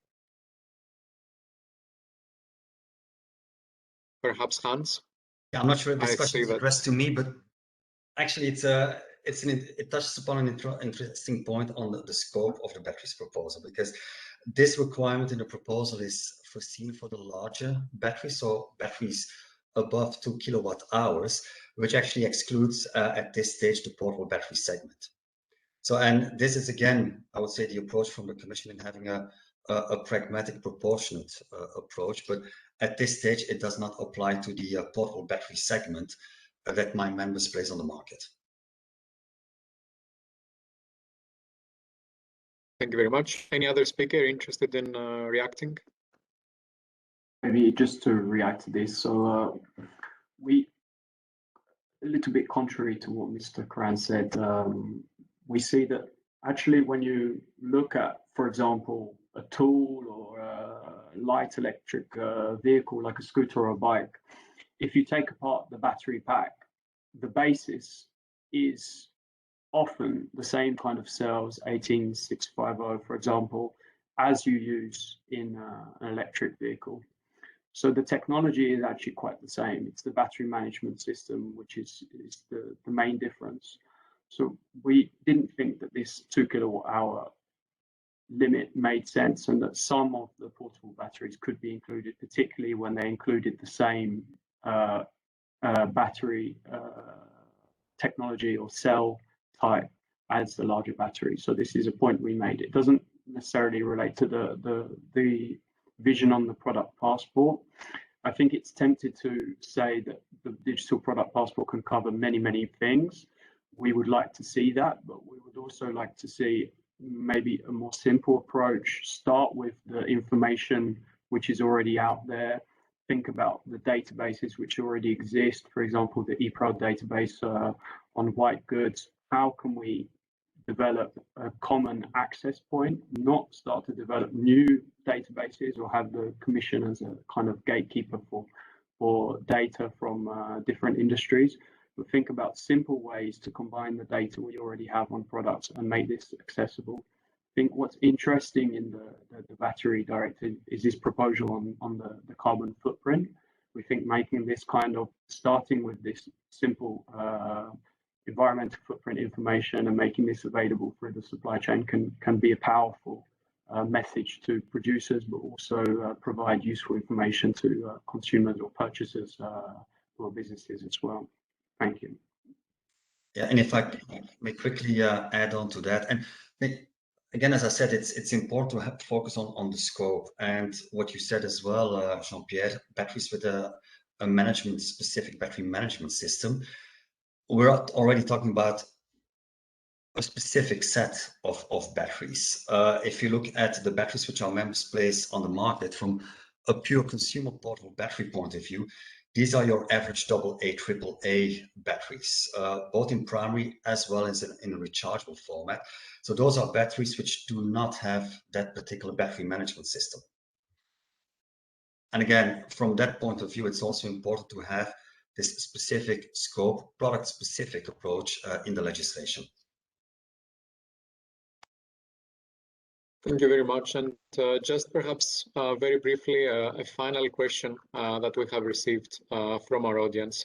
And I'm saying very briefly because I'm aware that MEP Ms. Sirpa Pietikäinen would have to leave the event at 2 o'clock sharp. So the last question would be, do you see the DPP to tackle free riding through mandatory information, for example, compliance with WEEE requirements, waste from electrical and electronic equipment requirements in the DPP?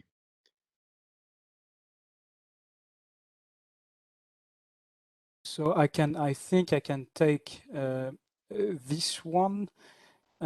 From my perspective, free riders or free riding comes from two sources.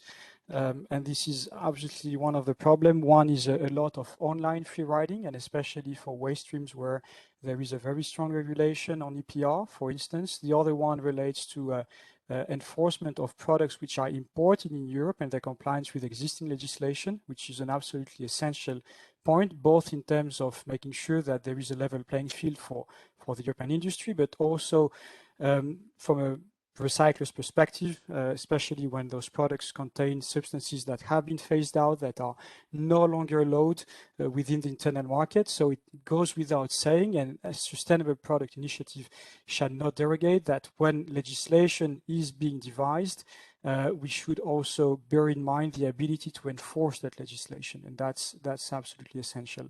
And especially since we expect and we hope as a recycling industry that the framework will be far more prescriptive when it comes to pull measures to use obviously more recycled materials back into products and thus also be more circular.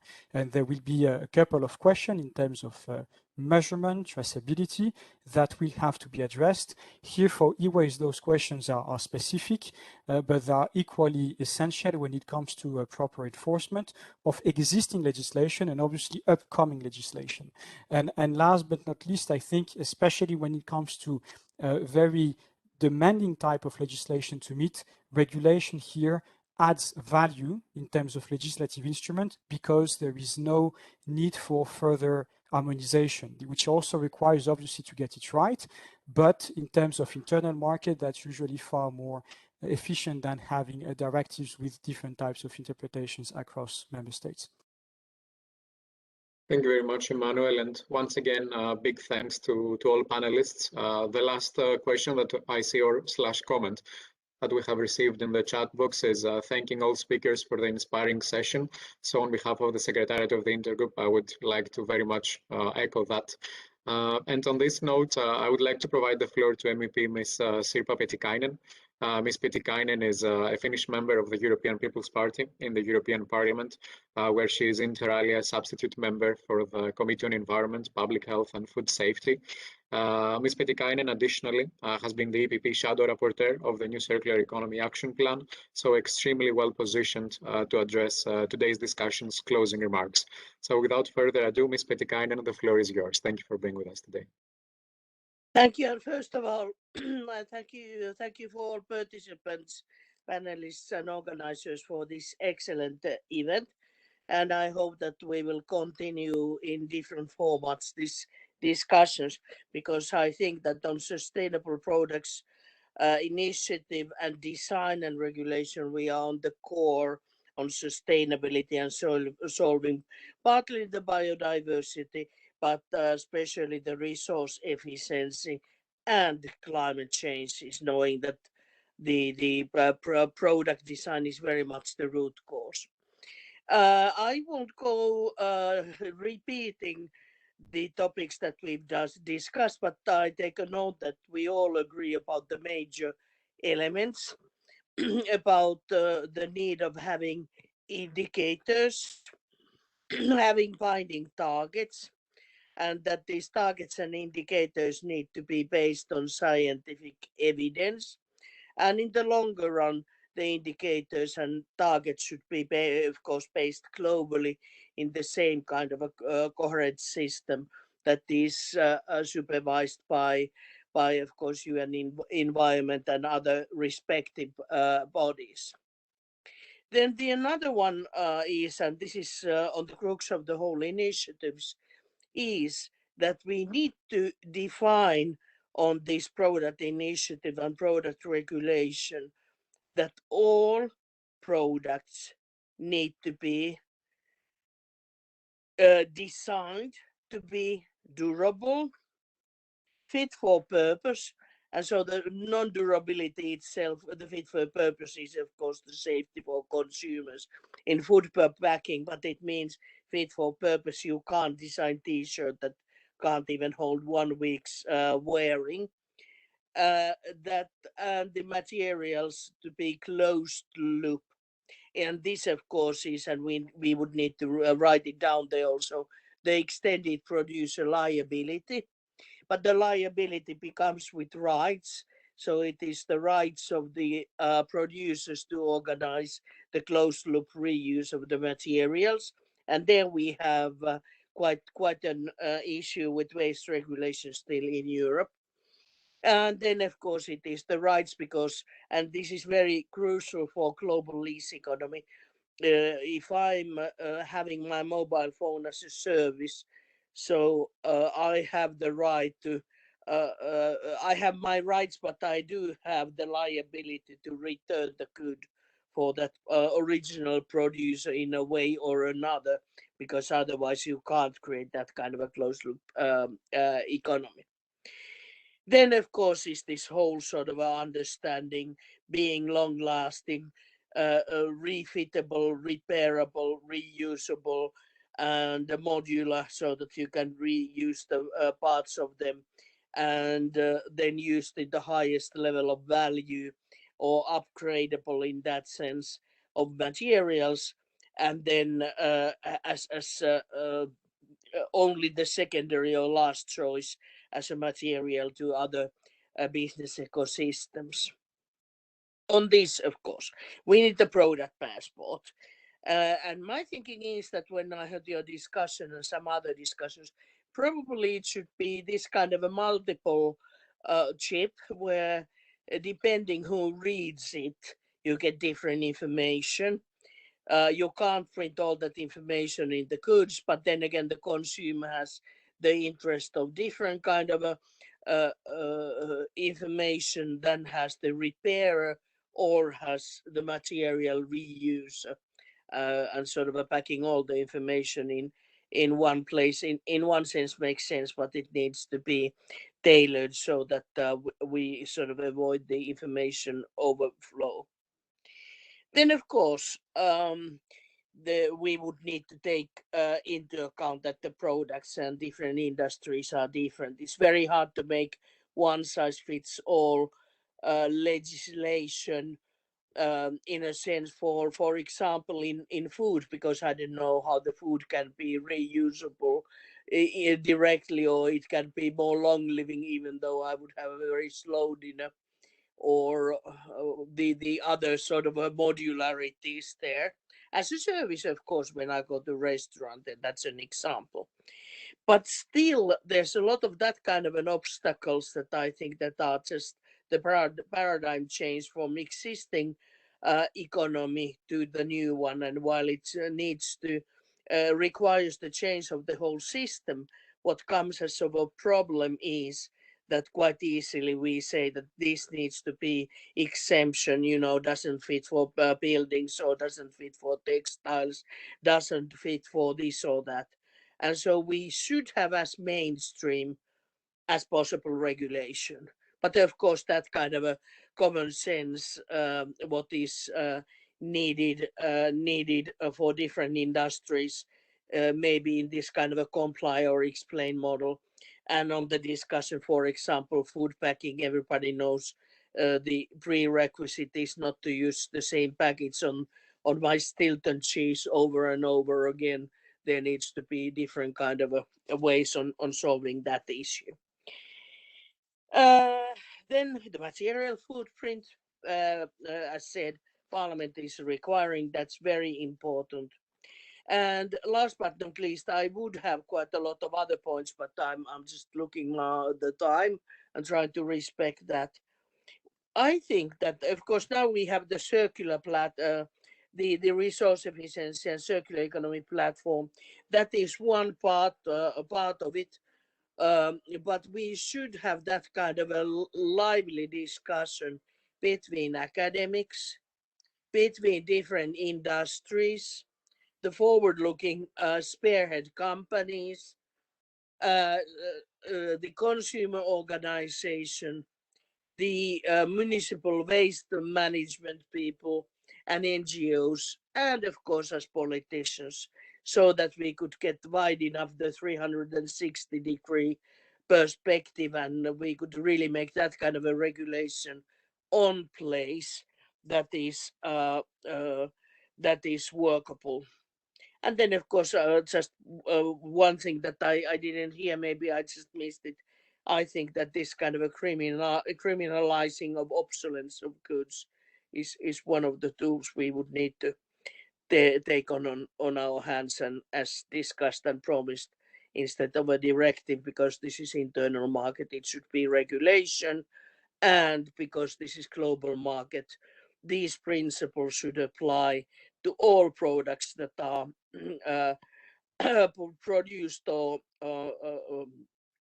imported, so that is set in the market in the EU and Eco Design Directive. There, this kind of a horizontal approach where you say all products needs to apply EU regulation.